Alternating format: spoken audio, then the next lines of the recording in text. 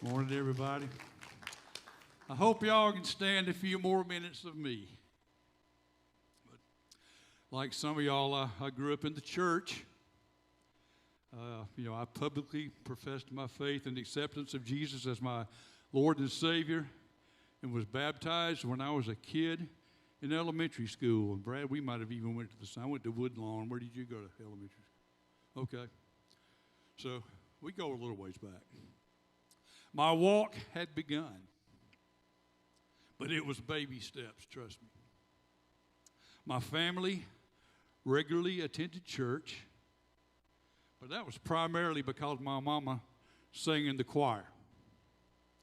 And I imagine that's the way Eric used to feel, or maybe he still feels that way, I don't know.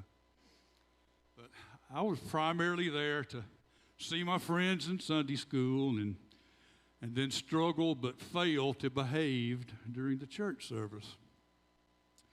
I don't know if fire and brimstone was all that old Baptist preacher talked about, but I do know, more vividly remember hearing about the wages of sin more than the celebration of God's love and amazing grace. And they are both unbelievably significant. As I got older, I knew God loved me, but school and sports and music and girls were where my heart was. And when I went out on my own, I went away from the church. And you can probably imagine how being a musician for a living until I was in my late 30s affected my walk. My journey had turned into walking in place, or really more truthfully, in walking in the wrong direction.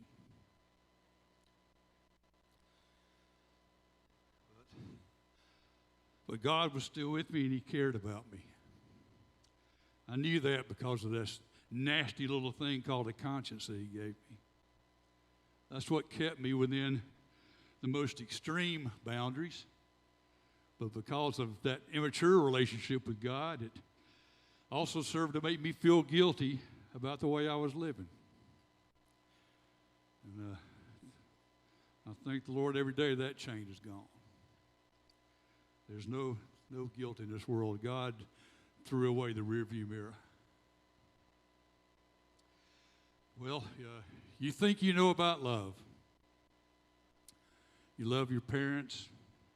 You love your family and friends, and you love your spouse or significant other. But everything changed for me when our babies, little Eric and Chad, were born.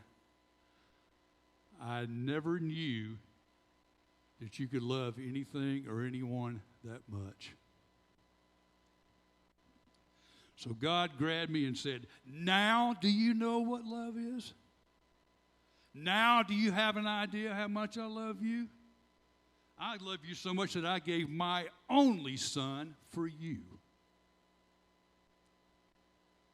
That encounter with God changed my everything. And I thank you for letting me share my part of the story with you today.